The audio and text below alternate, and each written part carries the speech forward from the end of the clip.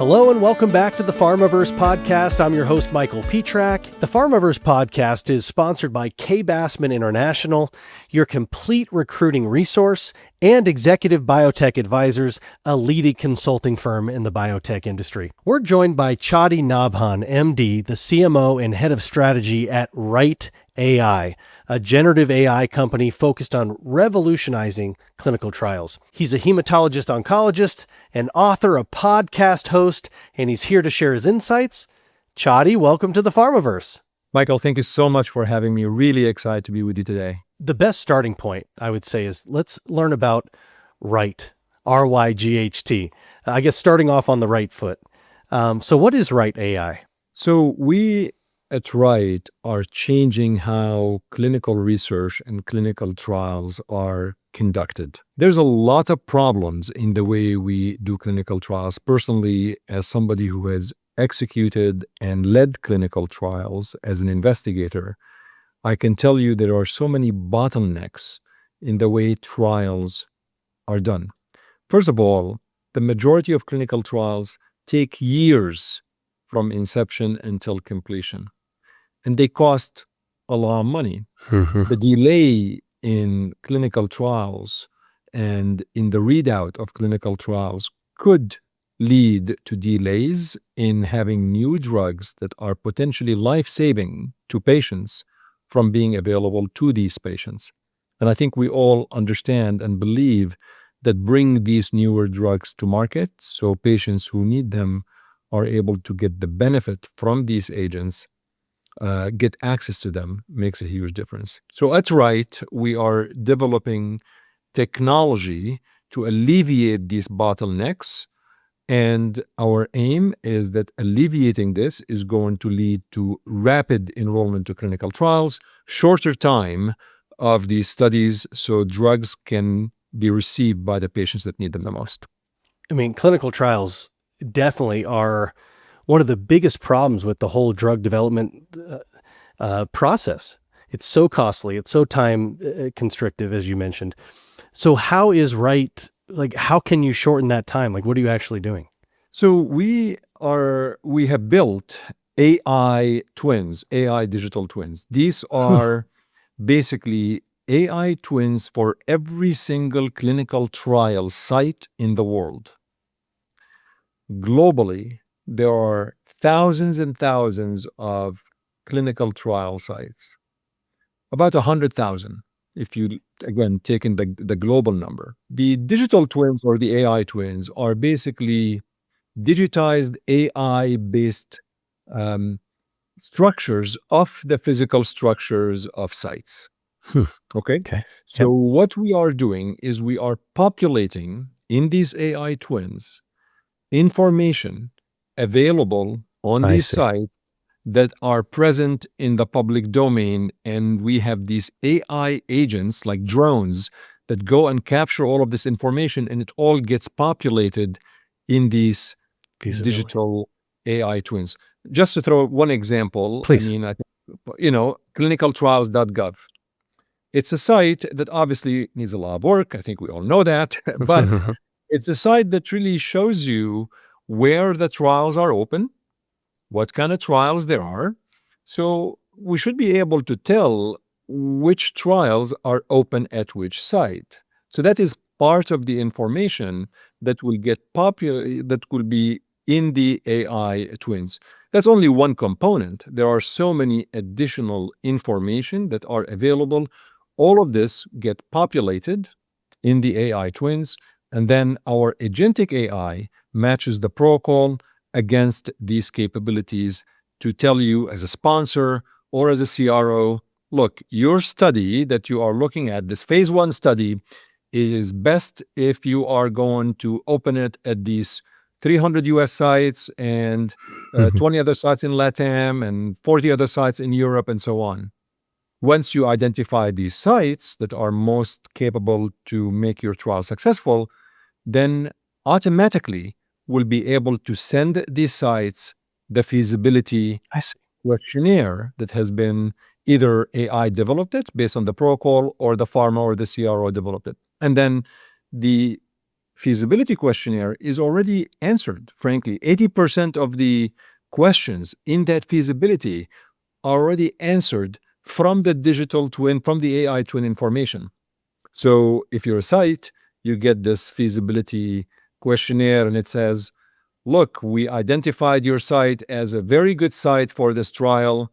We already filled 80%, 90% of the feasibility. Check our answer, fill the remainder, click a button, and it goes back. So the entire process takes 15, 20 minutes. It's fast. Michael, I'm telling you, all of this thing is fascinating. It sounds like it, and it sounds like it's overdue and much needed. And it gives us all hope that the future might be better as a result of this, and more quality therapies could be given and save people's lives. But I want to dive into your background because it's so cool. It's so unique. I see you as just you're very kind. No, I mean, you're so well-rounded. You're a physician, you're an author, you're a public voice, you're an executive. I mean, people like this don't just show up. They're either groomed. You have, I'm sure you've had some really important people in your life that have helped you get to this point. Who was the person that was most influential to you in your life? There's one element that we should really also not forget, the element of luck.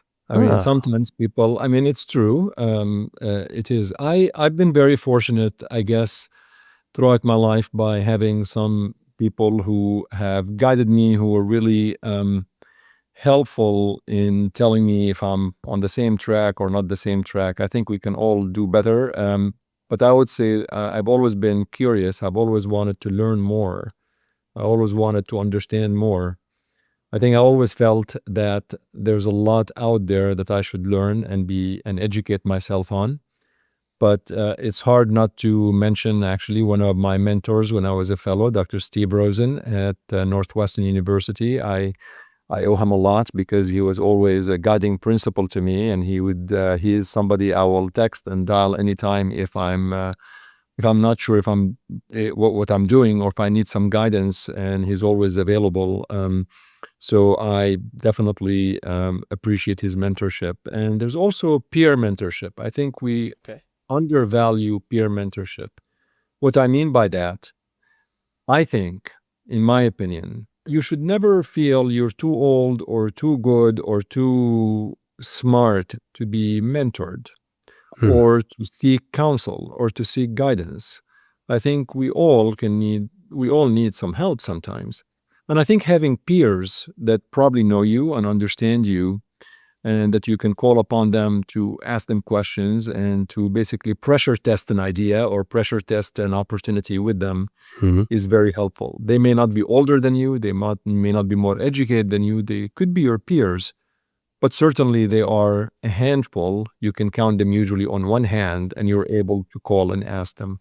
So I'm blessed also of having a couple of those in my life. That's great. Thinking back to Dr. Rosen, what's the most valuable leadership lesson you ever learned from him? Always, I know that may sound like a cliche, but it's not actually. You always have to know your why. Why are you doing something? If you are in an academic practice and you decide to leave to pursue another opportunity, why are you doing that? You just have to know this. And I think in healthcare, in my opinion, and hopefully in the opinion of anyone who's watching or listening to this, I think patients should always come first. I think that we have to recognize, all of us who are listening and watching, we are either current patients or have been previous patients, or we are going to be patients. No one is going to escape healthcare. So let's just remember that we are all patients and how we can help patients. So Steve, as my mentor and now a dear colleague, I have seen how he interacts with patients, how he talks to patients, how he treats patients. And one lesson I learned from him early in my career is every single patient I've ever cared for, they had my cell phone and they had my email. Wow. They never had to go through the answering service. That small gesture is so important, because if you were a patient, you would like to have access to your doctor easily. What a cool thing to do. And I couldn't imagine being a patient and having the doctor say, here, call me anytime. What a relief. Put yourself in the executive seat at Right. What's a way that you can apply that philosophy, that lesson, that, finding the why, remembering the why? How do you apply that into leadership as an executive? I mean, my why has always been about patients. I genuinely, truly believe that what you do must help the ultimate end user and stakeholder that you're trying to serve. And in healthcare, it is really patients. For me, in my role, all of the stakeholders that we work with, I believe it's very important to be available, be responsive, but also understand what their needs are. What are the issues that they're trying to solve for? At Right, we are an AI technology company. We're an innovative company that we believe we're changing the world. And ultimately, in innovation and technology, you are solving for a problem. So it's important to know what the problem you're trying to solve. So in my role, I do a lot of listening. It's really important. Let me understand what is the problem you're trying to solve, and let's see how can we both together find a solution to this problem. So the best advice I can give anyone is listen as much as you can before you talk. Oh, great advice. With the patients in mind, I wanted to talk about your books now. Let's start with toxic exposure. What compelled you to write that? What impact do you hope it has on others? I never thought I was going to write a book, not to mention two, and I'm working on a third actually. But I was involved as an expert witness in the Roundup litigation trials. I never thought I would ever be an expert witness. I have never actually wanted to do that. But it's like everything happens sometimes with serendipity.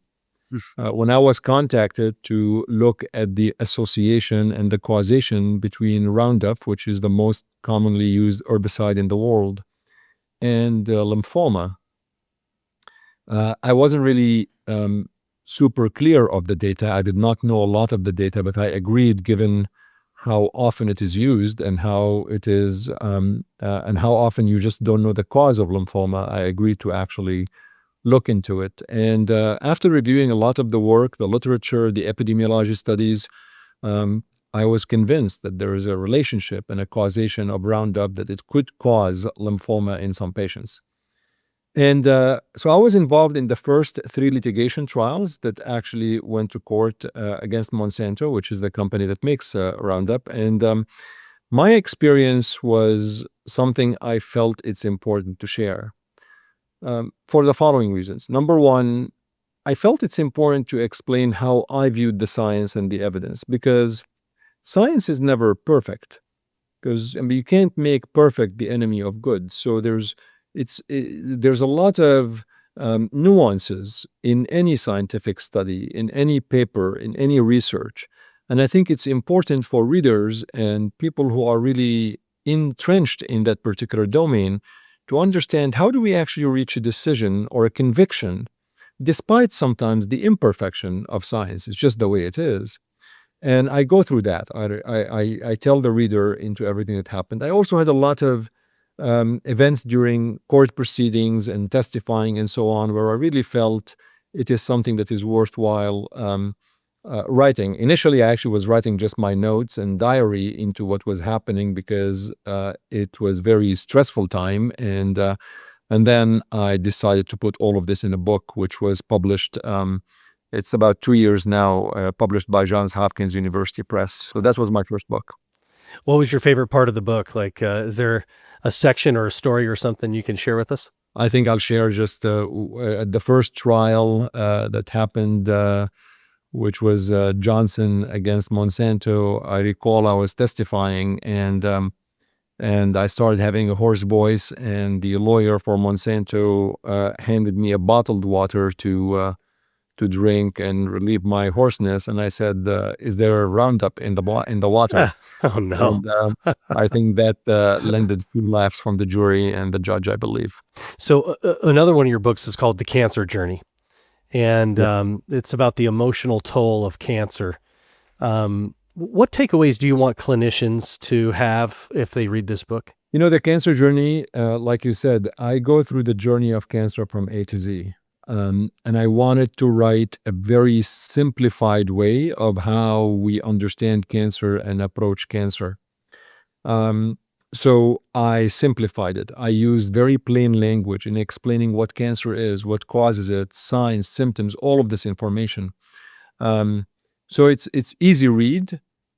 To make it very easy to read, I leveraged several stories and several scenarios with patients and families where at the time I really felt that I did everything possible. And now, 10, 12 years later, as I remembered the story, I felt maybe I could have done a little bit more, or maybe I could have handled things differently. I can tell you one thing, Michael, for you and your viewers and listeners. You never forget a story where you felt a patient was upset with you or a family was unhappy with you. These are very rare. They don't happen very often. Thankfully, in my career, they did not happen very often, but I remember every single one of them. And I put that in the book. I think my clinician colleagues and friends will relate to some of these stories because as a medical oncologist, I believe many of these stories are shared by my other colleagues who are in medical oncology. Amazing. Yeah, I haven't even heard any one of the stories, and I'm like feeling myself getting choked up. It had to be emotional to write. And we can find these books on Amazon? Yes, they're available on Amazon, Barnes & Noble, the publisher website, Johns Hopkins University Press. Both of the books are available. They both have done actually exceptionally well. And I think it just told me that there's a need for people to consume this information. And people consume information differently.